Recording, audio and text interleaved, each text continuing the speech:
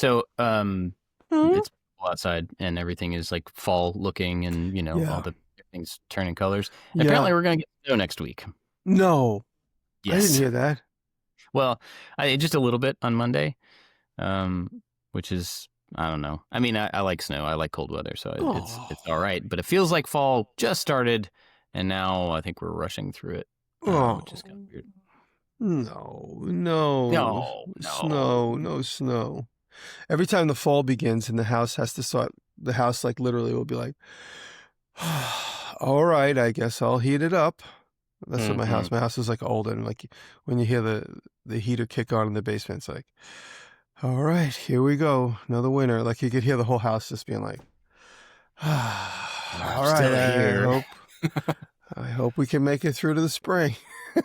That's like the whole mentality of this house and this everything. And then I have the heat on in the leather shop, and the heat in the big shop broke, but Dave's going to fix it for me. Thank you, Dave. Dave's got the parts to fix it for me. DTB Fab's coming in New York. He's going to fix it for me. It's just, it needed maintenance, and I didn't have anybody maintenance it. So this is like the big maintenance to get it turned back on. So every time when it's like this, every time I walk in the big shop, there's always like a sense of like, because it's like stepping into a warm bath. But it's not like that. It's like stepping through the door into the outside again. So, because there's no heat on it. But the horse barn and the leather shop building, the heat's on there. So every time I'm in the middle of doing my rounds around the house in the backyard, I walk in there and it's like, oh yeah, the heat's on. It's always nice. It's not necessarily like that when I come in the house. It's like stepping. Eventually you're just going to move into that as your house and then close up. When the bathroom and everything is turned on, I think that's going to happen. It could happen. I could be the old man in the barn and just Airbnb the whole house. Yeah, you could. Yeah, I'm watching you. I'm watching you from the yard. Yeah. So I've been hanging out in the horse barn a lot because of the leather. I've been doing more leather work this week.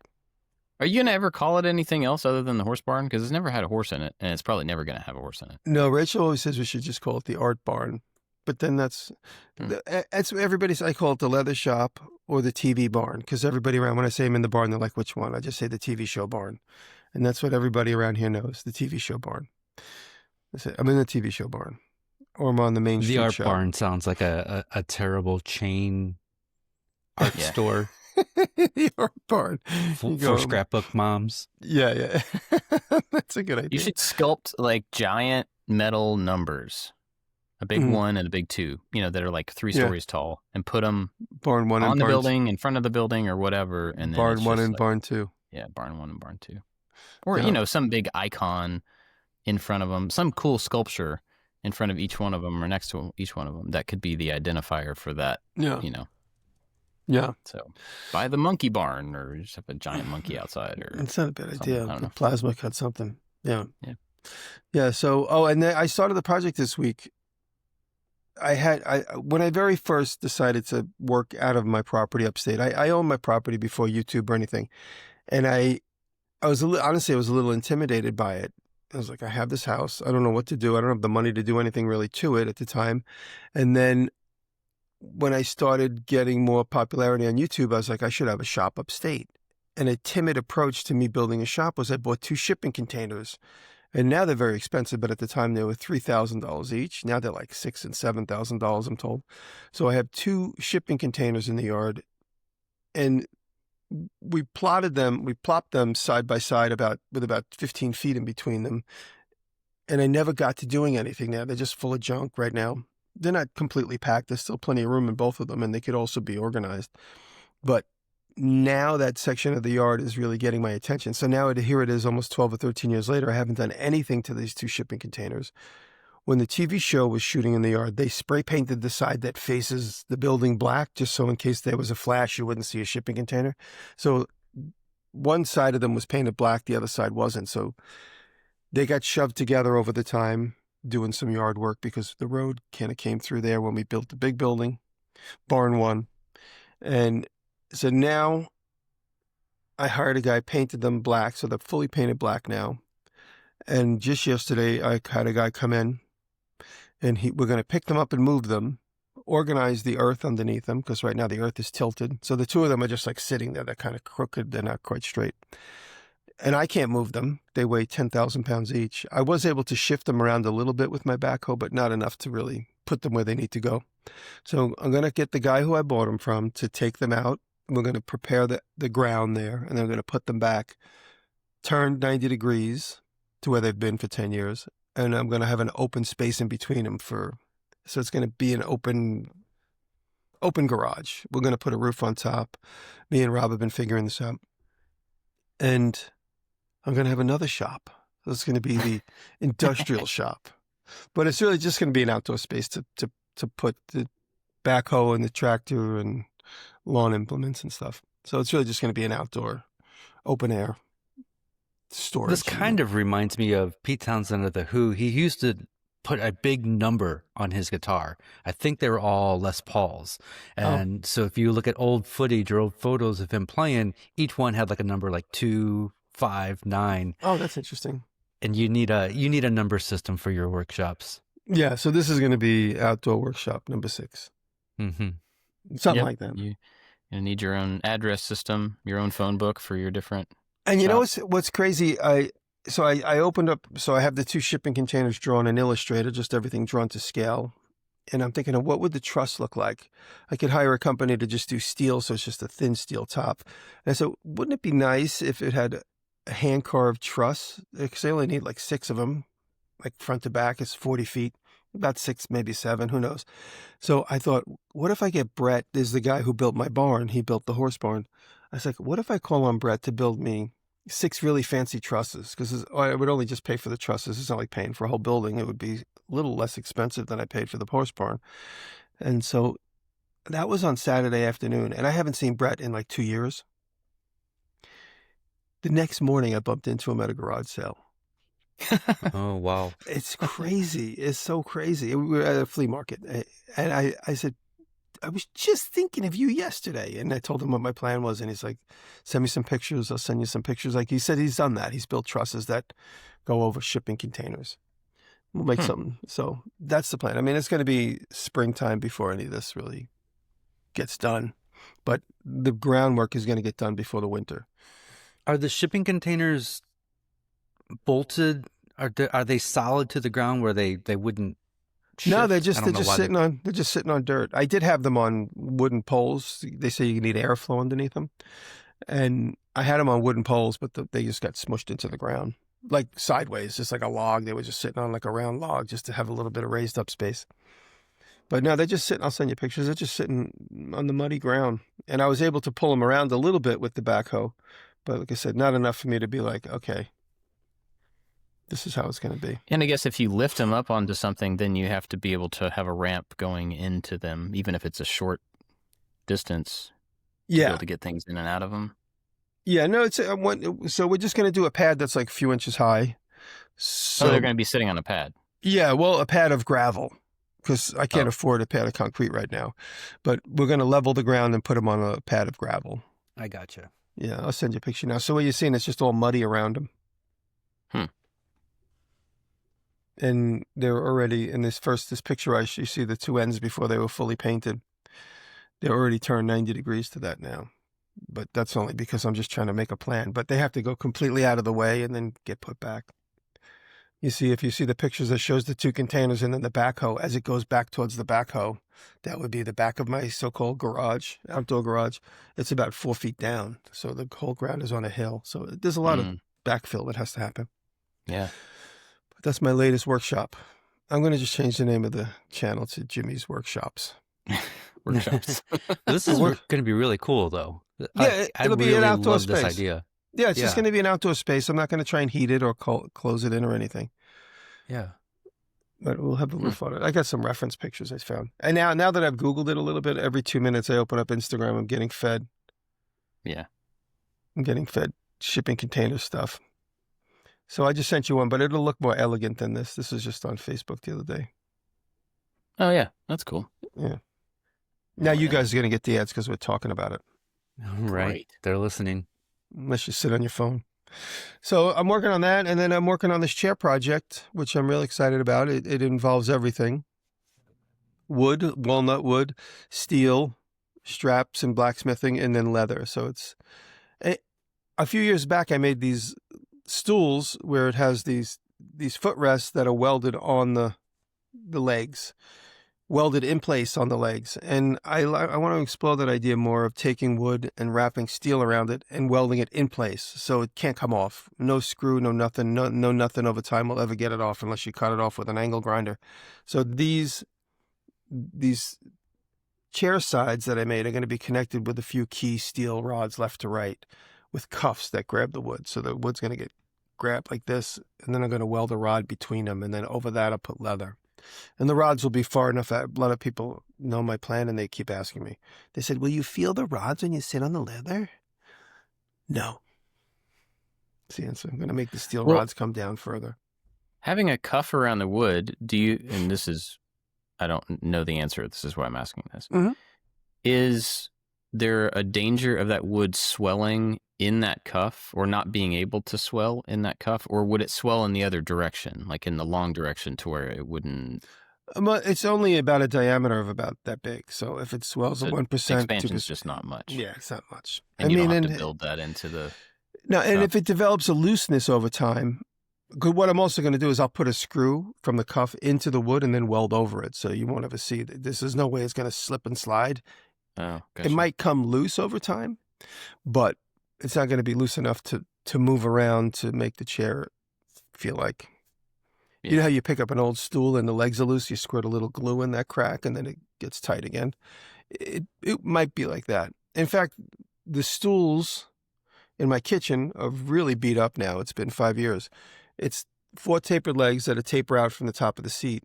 And then I put a cuff on each one of the legs about 5 inches up and then welded all the rods between them, those cuffs.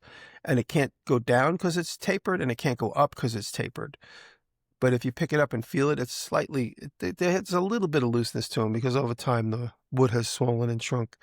But like I said, it's never going down and it can't go up because it's welded on a taper.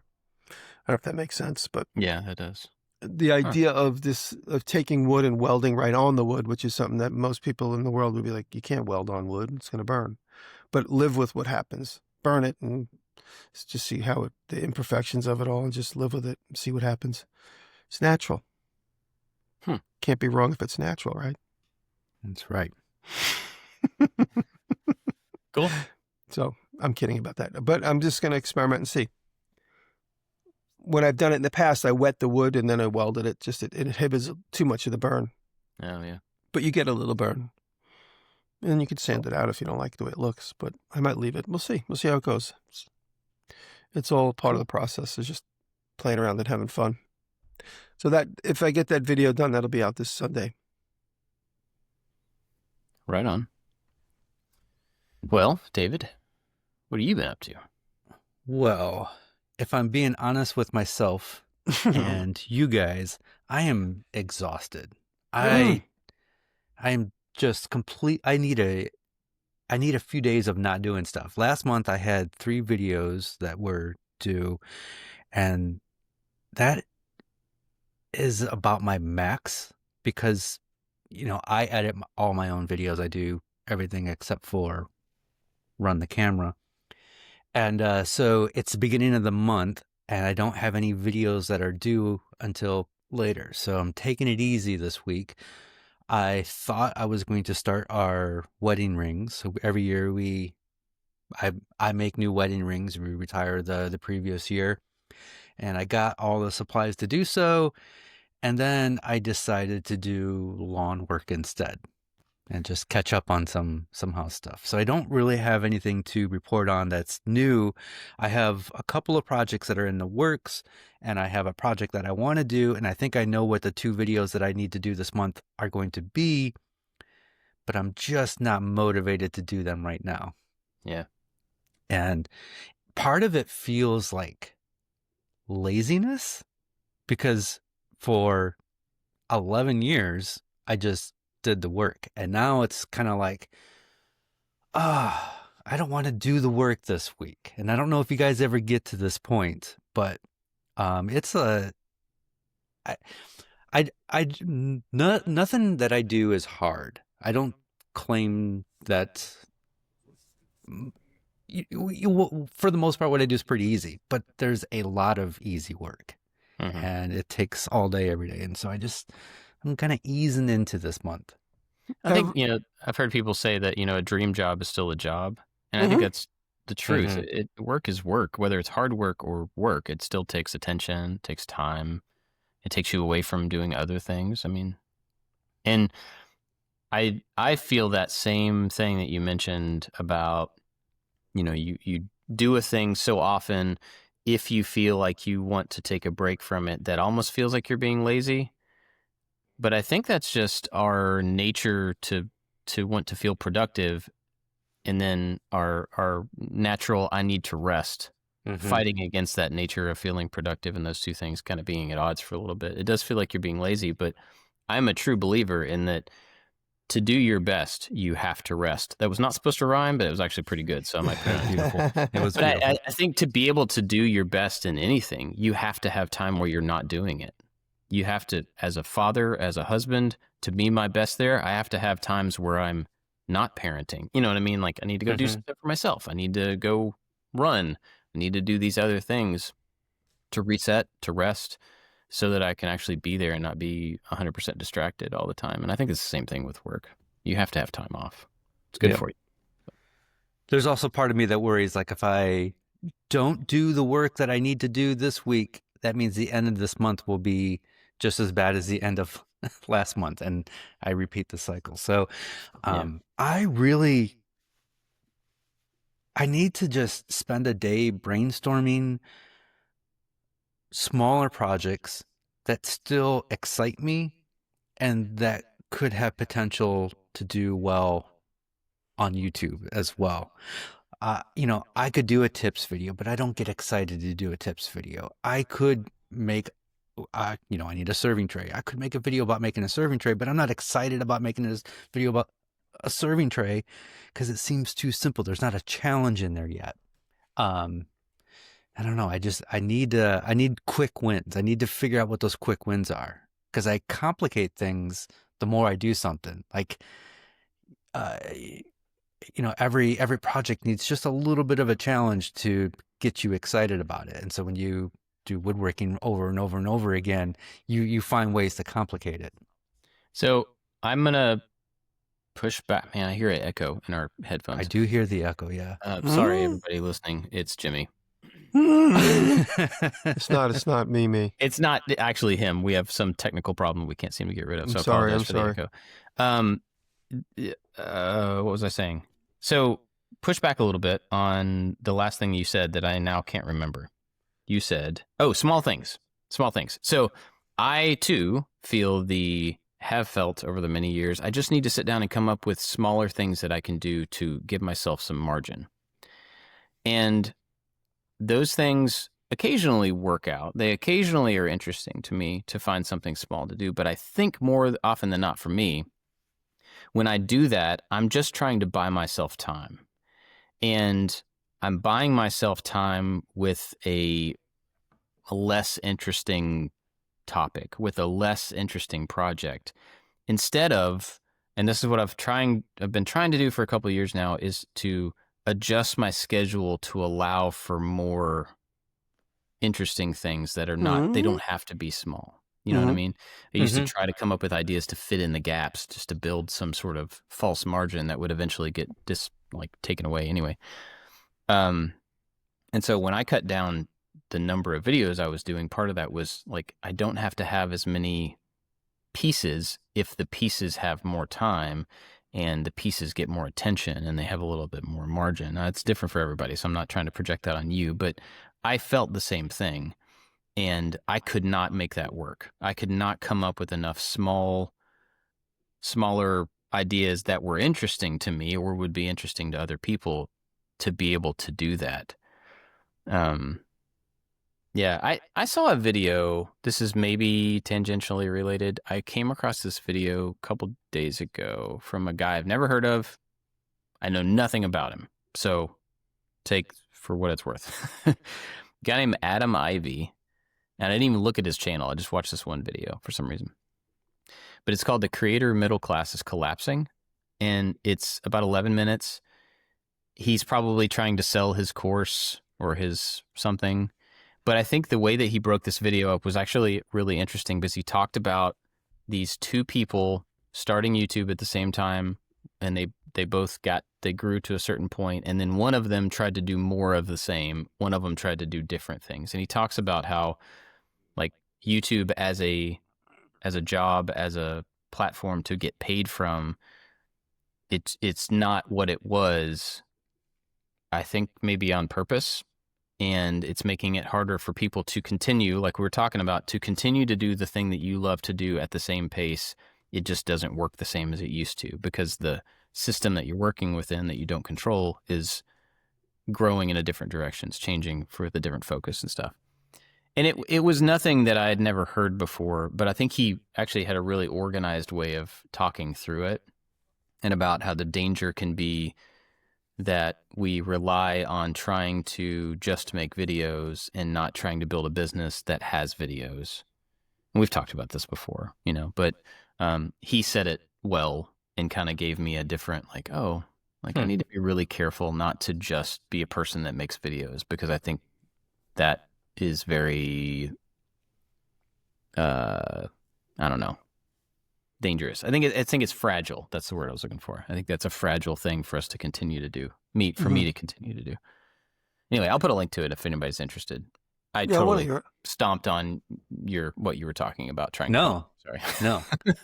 I for some reason, you know, if you've seen a video, YouTube would put a little red line on the bottom, and I was like, oh, I guess I watched this video before, but it doesn't look familiar. And then I think I'm looking at the thumbnail, and there's a red line at the bottom of the thumbnail. Do you see? Yeah. Yeah. Huh. And so it confused me for a second. So it probably doesn't work in his favor. You're right. Yeah. You know, I see occasionally I see a YouTube video will pop up as a suggested, and it has a red line halfway through it. I'm like, I know I never watched this. Why are they making me think that I watched it? So I go to it to see if I thought I watched it. I definitely didn't watch it. I think it's a trick that YouTube does. Do you have autoplay on? Autoplay is I hate autoplay on everything. Hulu, Netflix, YouTube. Do not autoplay. You're screwing up my recommendations. Yeah. So I do sometimes think to myself, was that an autoplay that I missed? And it definitely wasn't. It's definitely not something I've ever seen. It's not even something that would be mentioned. But I think it's a trick. So don't be fooled. So anyway, you're taking a break this week, David. Is that? Yes. I had every intention of starting the rings yesterday while my brother was here. And then I was like, you know what? It's a warmer fall day. The sun is out. Let's go take care of some of the things that need to be taken care of before winter. And so probably against my brother's wishes, we did yard work instead of video work. That's good. I mean, I think it's good to take a break. Yeah. You know, I think it's good to take a break when you know you need to. It's probably good to take a break when you don't know that you need to as well. But that's harder to see.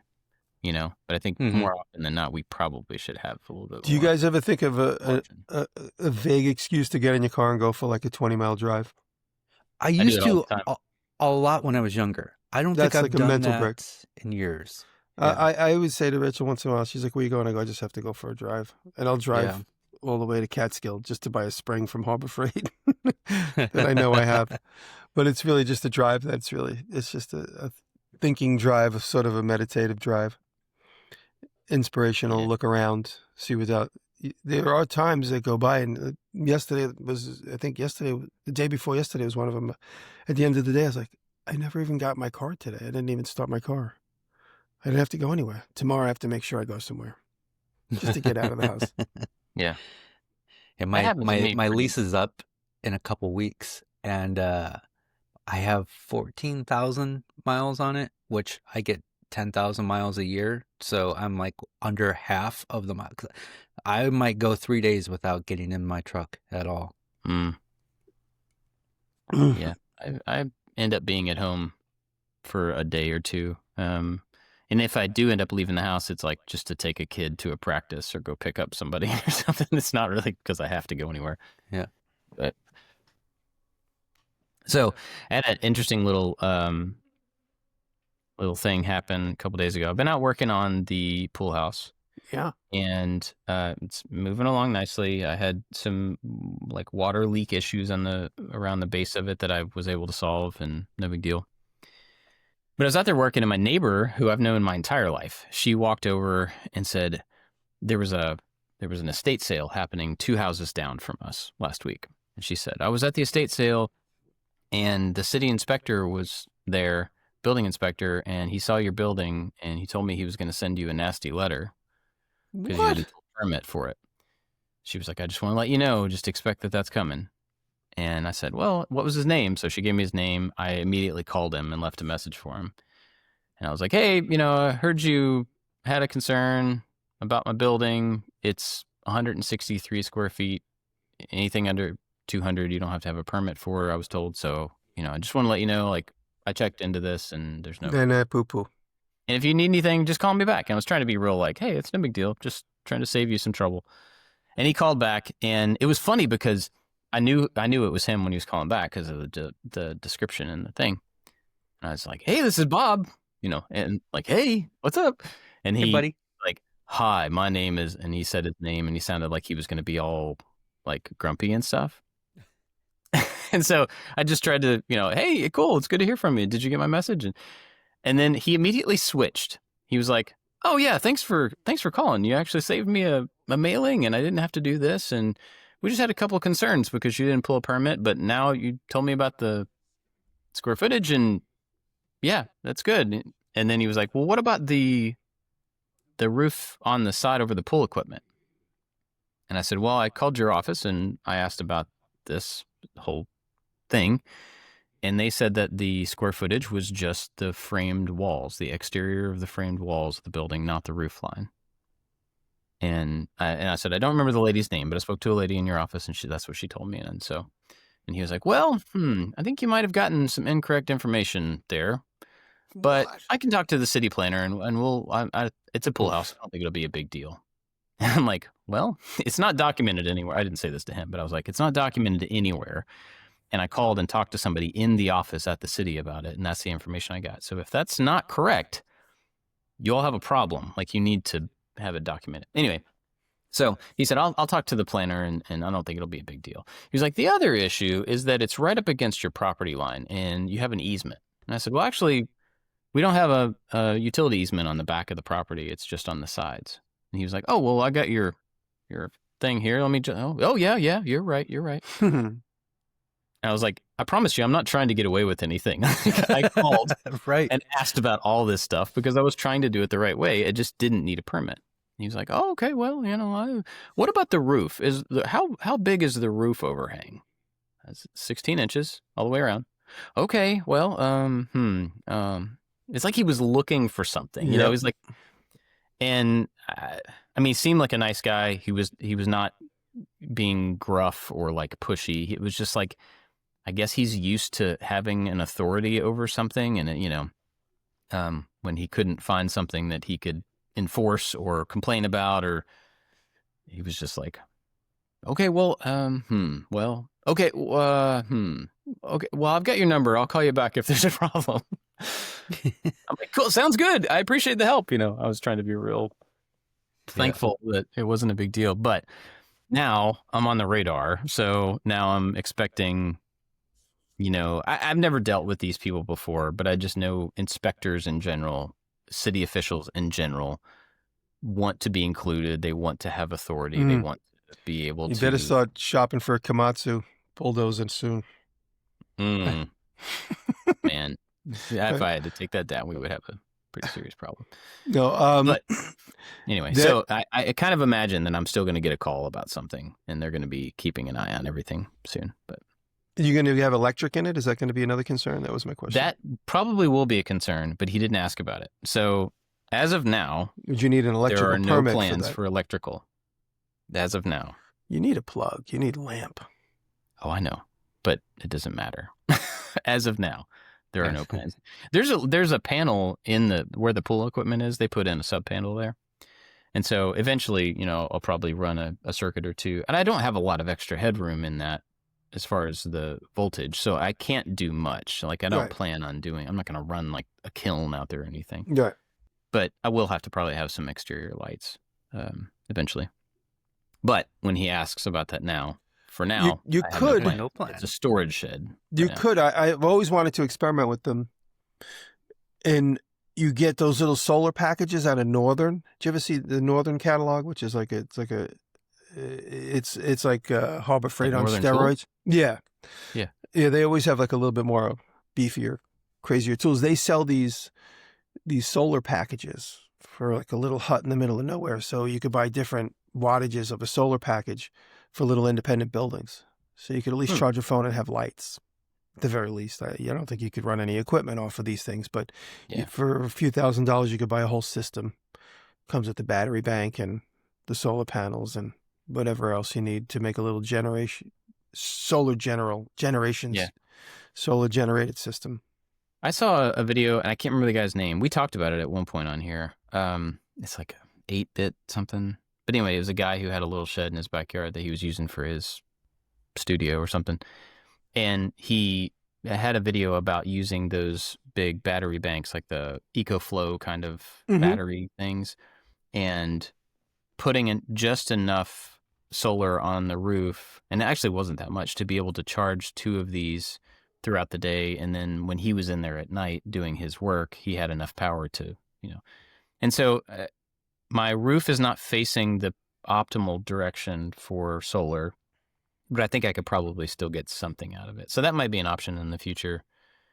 And I may tell him that because I may be able to get more out of a solar system than I could out of the existing sub panel that's there, because it was really just put in for the pool stuff, which has a certain load that it needs. So anyway, no problems yet, but just... You're not getting any pushback from the neighbors, obviously, I would hope. No, they're great. Because it was my grandfather's house, they lived there before my grandfather built the house, and like a year or two. And so they've been there from the very beginning. And then I went to school with their daughter, and she was a year or two behind me in school. So we grew up together. So I've known them forever, and we have a really good relationship with them. And when I was thinking about building it, I actually went over there, and he's an engineer. And so I went over and asked him a bunch of questions, and I tried to get his feedback on the square footage thing, like what's included, and he said, well, they've never been very clear about that. I'm like, yeah, imagine that. So anyway, they're great, and I don't have any problems from them, but hopefully I won't have any problems from the city either. We'll see. But it was kind of a new thing. But I did get some stuff done on the building. I got the door installed yesterday. The windows are all in. It's... I've got foam in all the gaps and in between the rafters and everything. So it's like technically sealed in, I think, which is pretty cool. And now I'm at a point where this afternoon, I have to start ordering all of the metal for the roof and just all the different flashing pieces and the overlap pieces and the eave things. And it's, I want somebody to just write me a list. So you need all of these things in these lengths. Go get this. That would be handy. But yeah. So anyway, that's what I've been up to.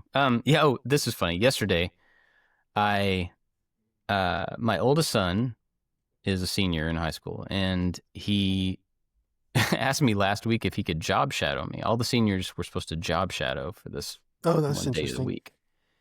And it was weird because they didn't have to like qualify that they were job shadowing anybody. They didn't have to get permission. They didn't have to turn anything in. It was basically like a senior skip day, I think, but they were saying, yeah, go job shadow somebody.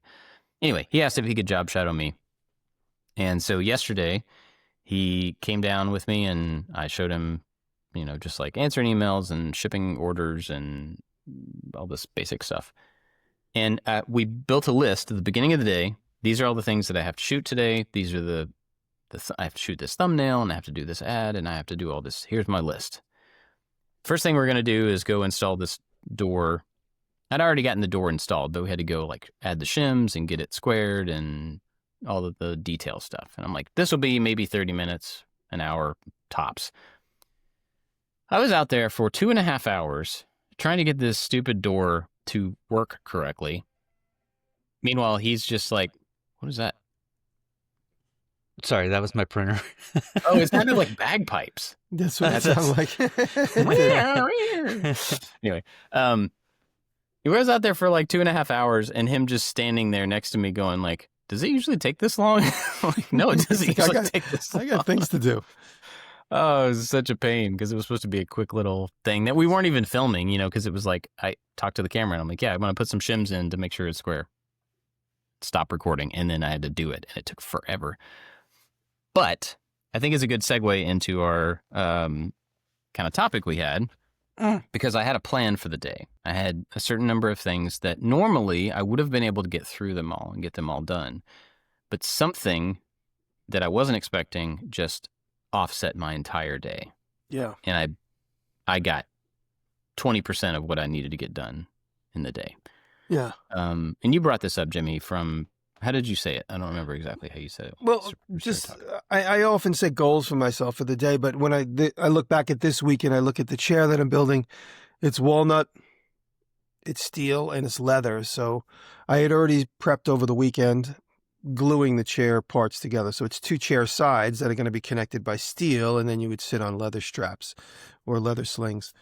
And in my mind, I said, okay, all day today is the wood, which is only going to be a few hours, prepping the wood and rounding it. So I had already glued it together. So the wood's all going to get rounded and smoothed, and all the joints are going to get smoothed into one another. It looks very amorphous. It's smooth, and all the curves roll right into one another. And I knew that I only had a few hours. That would only require a few hours. So I had the whole day to do yard work, do some leather work, go back and forth. But in my mind, the overarching goal for the entire day was to make sure that the 2 chair sides were prepped. And that was yesterday. And today, my overarching goal for the day is to get the steel done, which is, there'll be 3 steel ribs holding it left to right. And that's all going to be blacksmith. So I got to prepare, got to go outside, do it in the backyard where the blacksmith shop is, figure out my shots there, how I'm going to bring them back in and weld them onto the wood, how I'm going to do that. And then tomorrow is going to be leather, preparing the leather and how I'm going to get it to fit, and doing like a test piece out of paper to make sure that fits. So I mapped these all out in my head. And in my mind, I know that's not going to be a full day's worth of work. So I also start thinking, what can I do in between? I could play a little bit on the tow truck, get some stuff done. So I have the thought is how you plan what you can get done in one day. And that's how I brought that conversation up.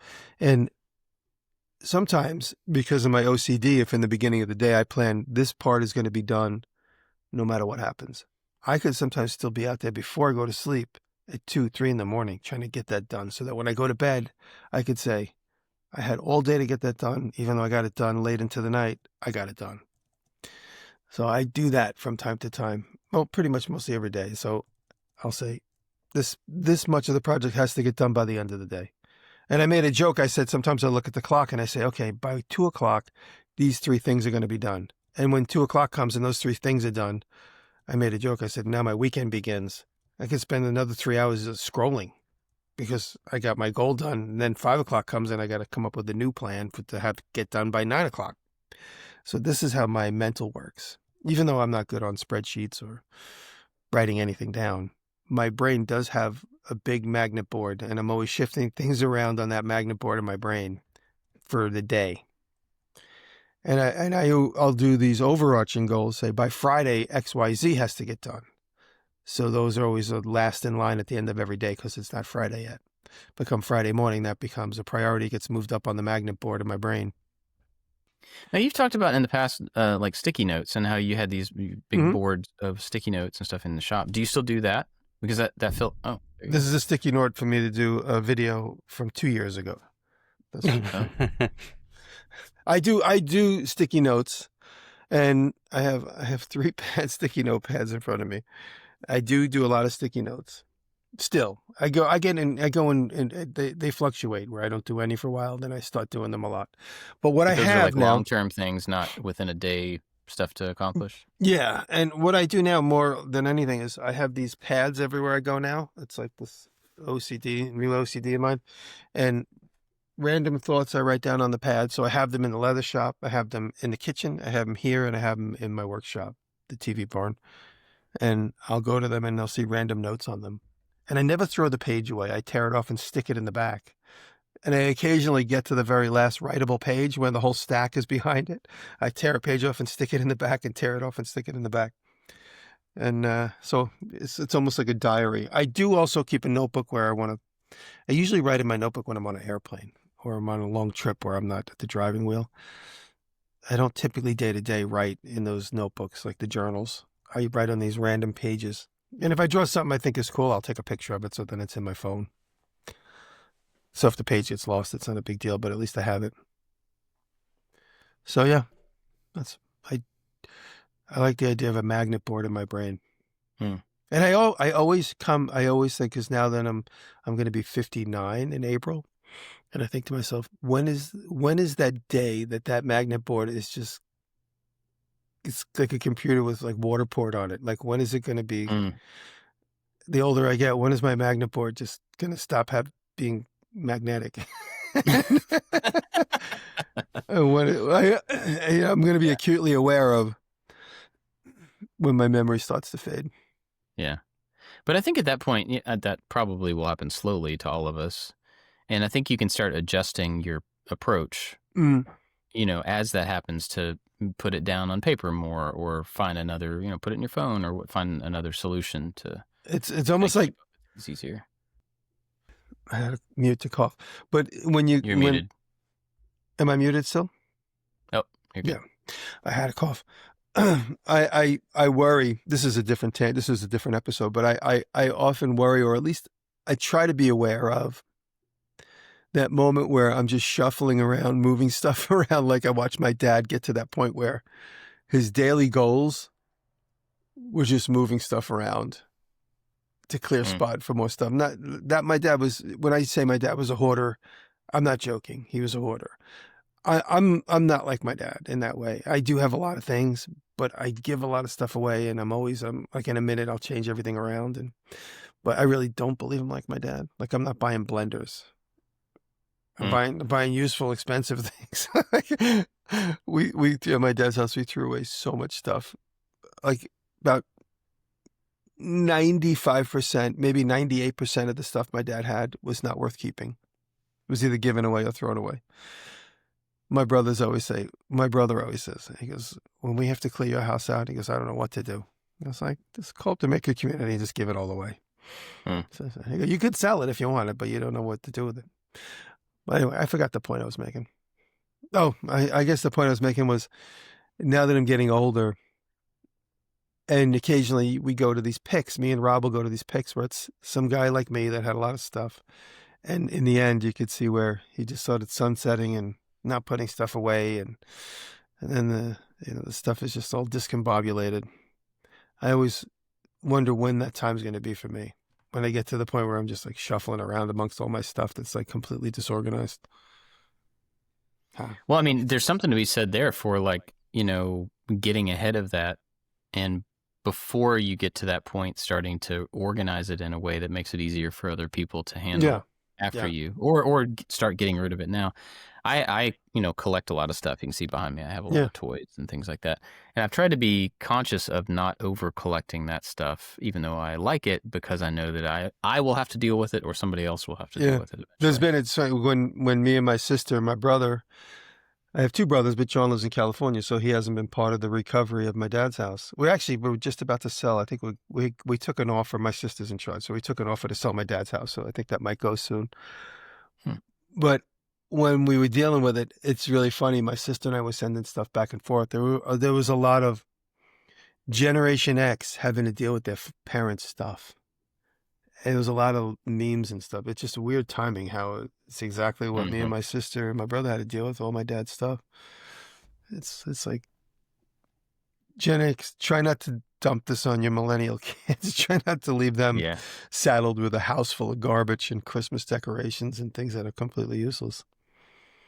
Like blenders and deep fryers and toasters and crock pots and It's funny. I had a lunch with a friend yesterday, and I was telling him, like, in my autobiography right now this chapter is called my mental decline years, because it feels like I really have to rely on my notes to remember things. Maybe I've always been this way, but working for other people, when you have a boss, you have somebody else is keeping track of what you need to do. Now that I have to keep track of what I have to do, maybe that list just gets too big, but I can't remember anything. Without notes, I will completely fail. I need my calendar and I need my note app. I don't have a magnetic mental board in my head because it would not work. I just don't operate that way. Yeah, I kind of do, but then I find I'm with you. I find more and more that it helps me I have this little sticky pad, on my desk, and just to be able to like offload stuff, I feel like maybe it's safer. If it's written down there, I can come back to it. I don't necessarily have to. That's a good way to put it. I offload thoughts. Yeah. Because I think there is something, and we've talked about this before, but I think there is a certain load to trying to remember everything. Mm-hmm. And to trying to have like stuff that you need to do, but you can't do at this moment. If it's hanging out here, it is taking up space somehow, some sort of load that I don't understand. Being able to just put it down somewhere offloads that for me. But I don't use sticky notes. I use blank playing cards, and I just write them because they fit in my pocket real easy. So I can write a list on there, and they fit in my pocket. Those are great. I from the paper chopper from the print shop, I cut them into squares and I use them a lot. I have a piece sitting right here. But I just realized the way to articulate, I guess, kind of the vague thoughts that really brought up this topic. It's my goals throughout the day, what they really are tentpoles throughout the day, so that I could do my ADHD behavior in between all of them. So if I know by 2:00 I have to get this part of the chair done, I'll walk around the yard, try and start a lawnmower that hasn't started in a while, realize it needs gas, go find a gas can and realize the gas can has no gas, get in the quad won't start, so I fix the starter on the quad, go down to the gas station and see if they have good food that I like. Every once in a while they make this sandwich I like, go inside, get the sandwich, and then now it's like an hour and a half later when I try to start the lawnmower, but I look at the clock and I go, oh, you know what? By 3:00 I wanted to get that other part done on the chair. Quick, let me get the gas. I go back, I start the lawnmower, that's done. You just spoke to my inner soul. And then there. At 3:00 I get that part of the chair done, and then I'm like, everything's vindicated. Because I got the chair part done, I was able to walk around the yard, accidentally cut one of the electrical boxes that stick out because I started the lawnmower. Then I call Patrick. I go, Patrick, I broke your work. I'm sorry. He's like, don't worry about it. It's simple. We can fix it when I get there. And then I can look at it, go get, this has all happened to me a couple of days ago. I'm like, why aren't I not in the workshop doing what the goal is? And I'm like, oh, because I still have 3 hours to get it done. Oh, so I get back to trying the last second. I wait to the last second to do everything. Yeah. And then I walk down the path. I have this path we call it the path that goes between the TV show barn and the backyard.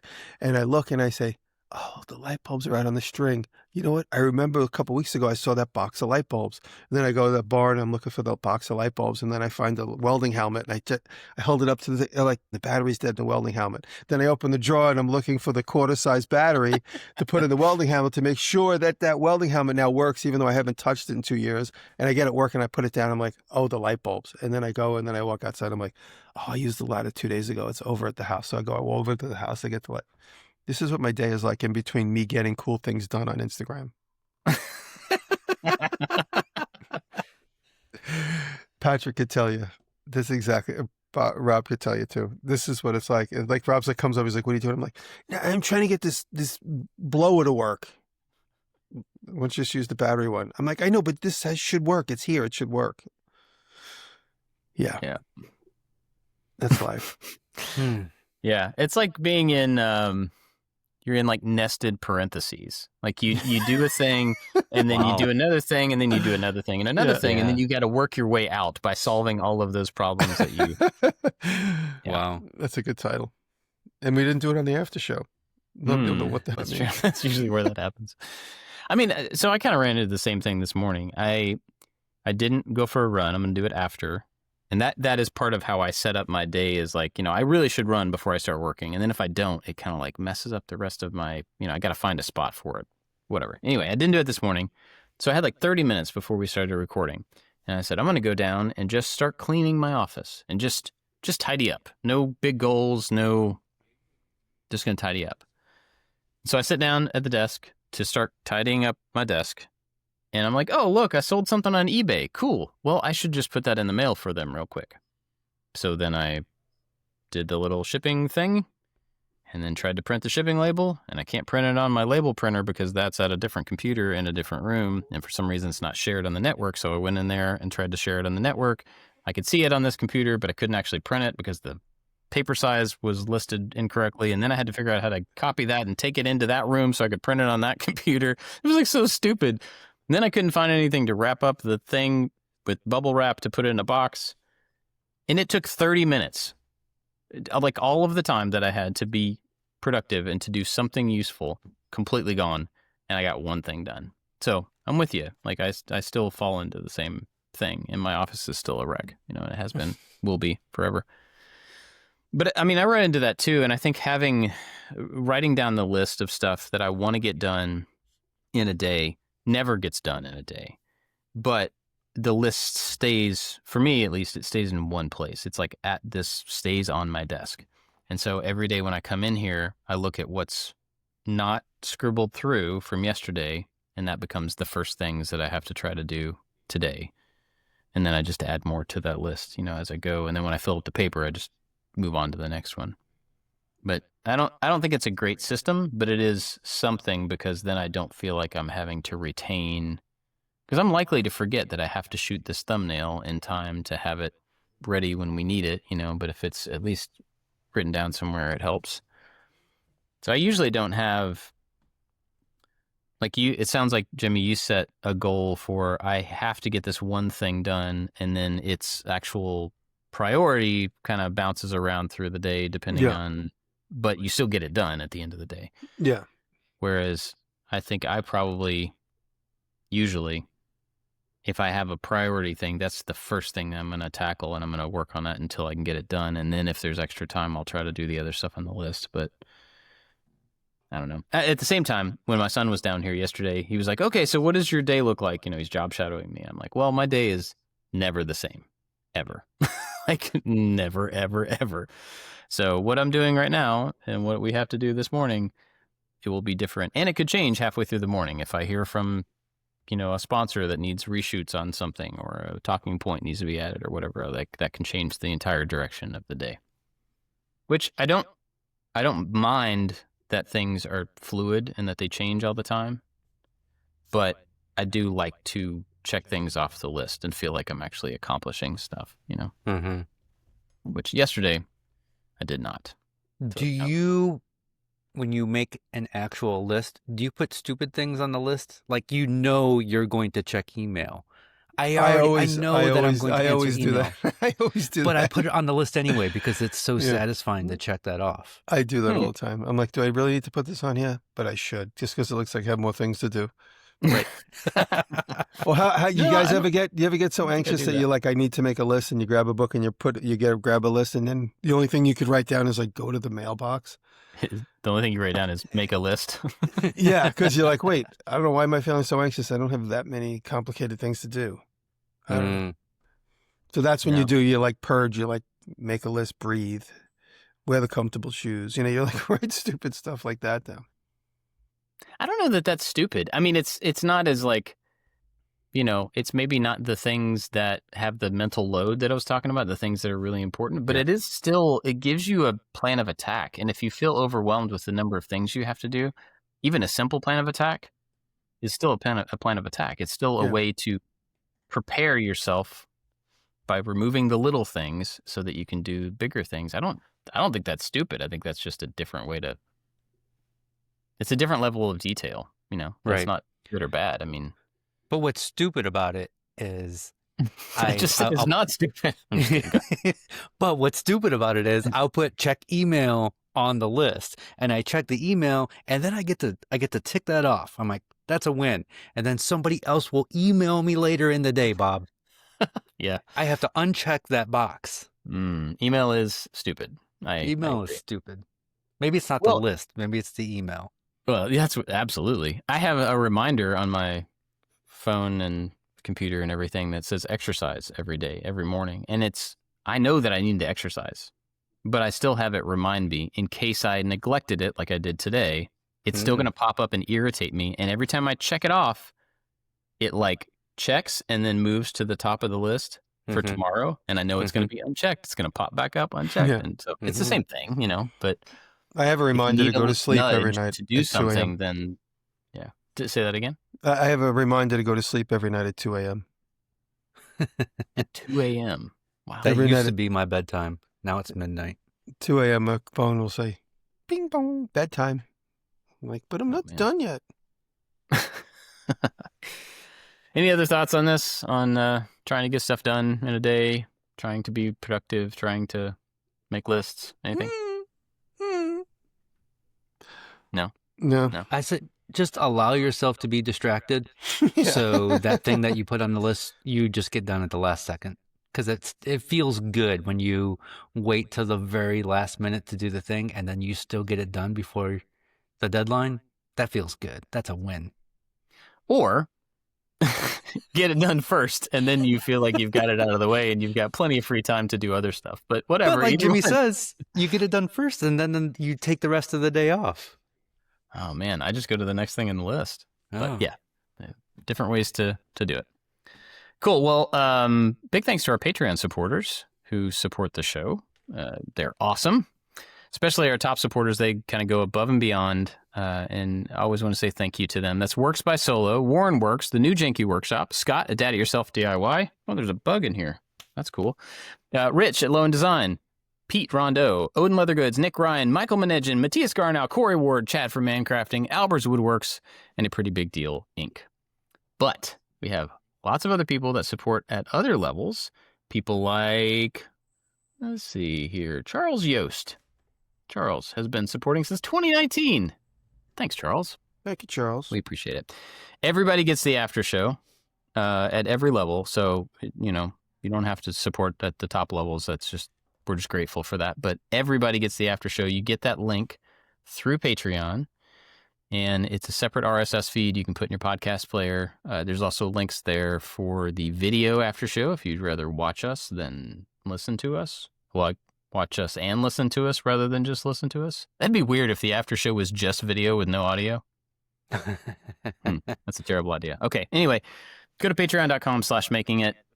Help us out if you want to. We are very, very grateful for that. Do you guys have anything to recommend this week? Oh, my goodness. You know what? I was going to recommend the Martin Scorsese HBO documentary.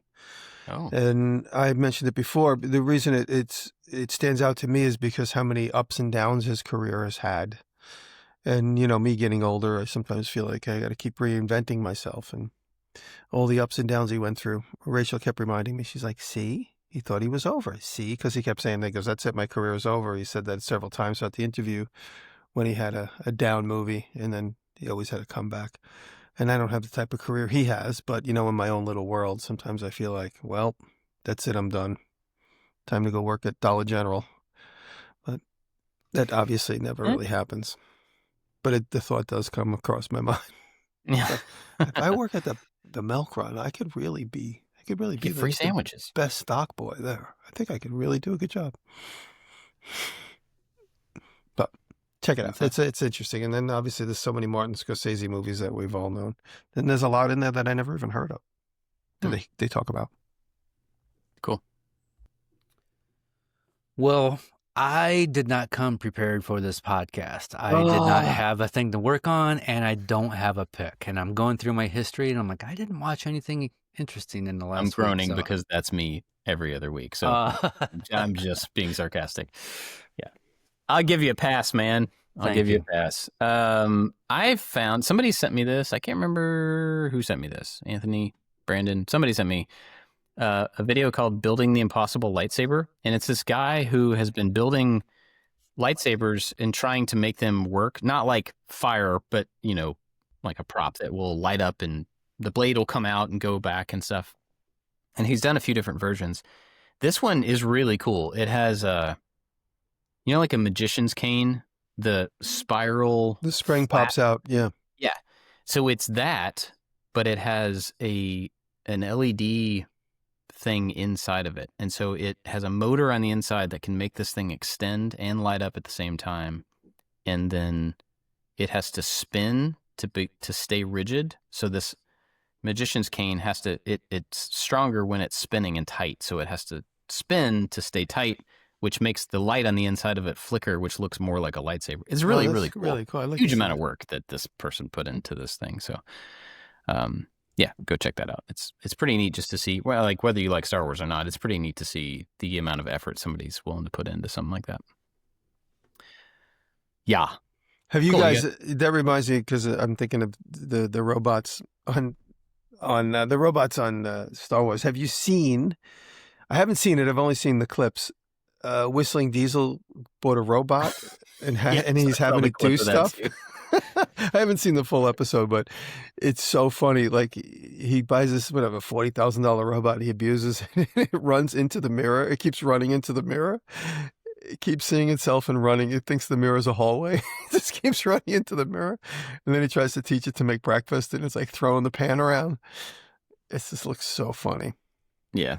I saw that clip. It was like somebody else had clipped it from his video. Yeah, you could tell when he has a big viral video, it's always getting clipped by some other news agency. Yeah.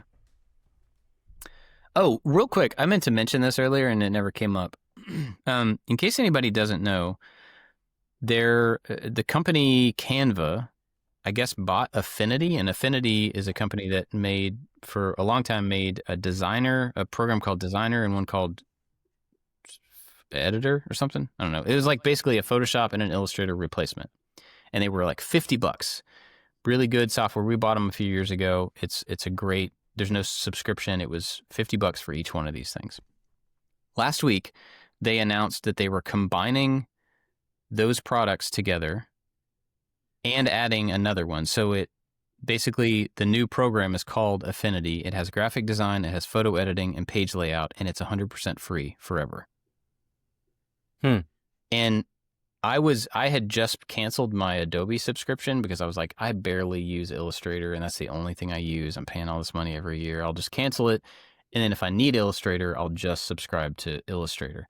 And the next day they announced this thing and it's awesome. I mean, like I don't know how to use it as well as I've used the other tools, but it's free, like completely free.